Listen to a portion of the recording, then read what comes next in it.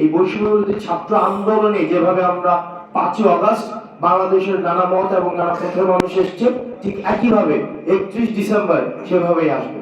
বৈষম্যবিরোধী ছাত্র আন্দোলনের আমরা এই পুরো আন্দোলনে হচ্ছে যে মানুষের যেই দাবিগুলোকে, মানুষের যে দফাগুলোকে আগে মানুষের মধ্যে এগুলো হচ্ছে এসছে, আমরা সেগুলোকে ভাষা দিয়েছি।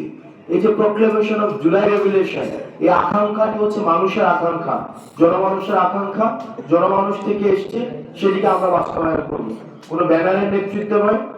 বৈষম্যবিরোধী ছাত্র আন্দোলনে যেখানে এটি সার্বজনীন একটি প্ল্যাটফর্ম, এখানে সব ধরনের রাজনৈতিক দল, নানা মত এবং নানা পথের মানুষ যারা ফেসিবাদ বিরোধী শক্তি, এই ফেসিবাদ বিরোধী শক্তিগুলোর প্ল্যাটফর্ম হচ্ছে বৈষম্যবিরোধী ছাত্র আন্দোলন।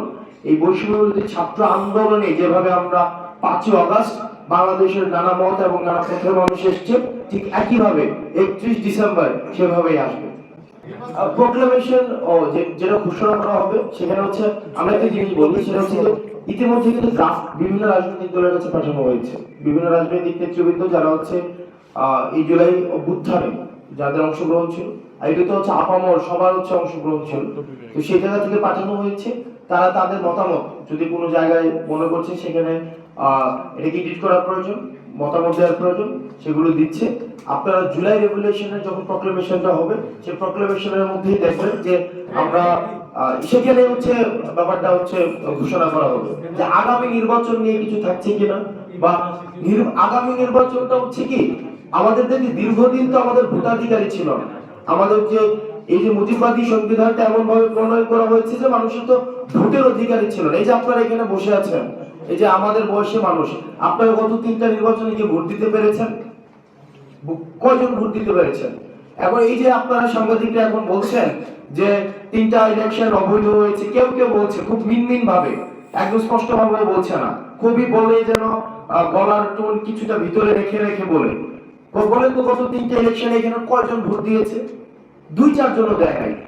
যে 2-4 জন দিয়েছে তারা আবার একটা দেয় নাই, তারা আবার অন্তত 25-30টা করে দিয়েছে, মানে যে 2-4 জন দিয়েছে, আর যারা দেয় নাই একবারেই দেয় নাই। তো এই যে ন্যারেশনটা আমাদের এইদিকে বঞ্চিত করে রাখা হয়েছে, জনগণকে রাষ্ট্রীয় যে শাসনের মধ্যে, আমরা রাষ্ট্রীয় শাসনের মধ্যে জনগণ কিভাবে অংশগ্রহণ করে, সেটা হচ্ছে ভোট প্রদানের মধ্য দিয়ে। এই ভোট প্রদান থেকে বঞ্চিত করা হয়েছে।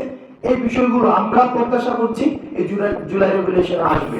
আর পরবর্তী নির্বাচন কাঠামো কিভাবে নির্ধারিত হবে, সেটা আমাদের সংস্কার কার্যক্রম চলছে সকল রাজনৈতিক দলের মতামতের ভিত্তিতে।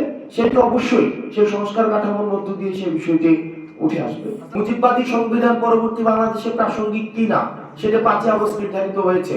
মানুষ ভোটাধিকার পাবে কি পাবে না সেটা নির্ধারিত হয়ে গিয়েছে 5ই আগস্ট। যাদেরকে জেল, জুলুম এবং নির্যাতন এবং গুমের মধ্যে রেখেছে তাদেরকে মুক্তি দেওয়া হবে কিনা সেটি 5ই আগস্ট নির্ধারিত হয়ে গিয়েছে। মানুষের আশা আকাঙ্ক্ষার প্রতিফলন পরবর্তী বাংলাদেশে ঘটবে কিনা সেটির যেই জনগণ সেটির রায় 5ই আগস্ট দিয়ে দিয়েছে। সুতরাং আমরা তারপরেও বিভিন্ন রাজনৈতিক দল যারা রয়েছে, ক্রিয়াশীল যে রাজনৈতিক দল, সুশীল সমাজ, বুদ্ধিজীবী, লেখক এবং যারা হচ্ছে বিভিন্ন যেমন রেমিটেন্স যোদ্ধা, প্রবাসী যারা রয়েছে, বিভিন্ন পেশাজীবী সংগঠন, আমরা সবার কাছে পৌঁছানোর চেষ্টা করছি, তাদের মতামত নেওয়ার চেষ্টা করছি। আমরা আবারও বলছি, এই যে আমাদের জুলাই অভ্যুত্থানের যে নেতৃত্বরা যারা রয়েছে, আমরা মানুষের ভাষাটাকে হচ্ছে আমরা রূপান্তর করার চেষ্টা করেছি। এই পুরো সময়টা মানুষ যেটা চেয়েছে সেটাকে হচ্ছে আমরা ভাষা দেওয়ার চেষ্টা করেছি। তো সেই জায়গা থেকে সেটির ধারাবাহিকতাই হচ্ছে এই প্রক্লেমেশন অফ জুলাই রেভলিউশন।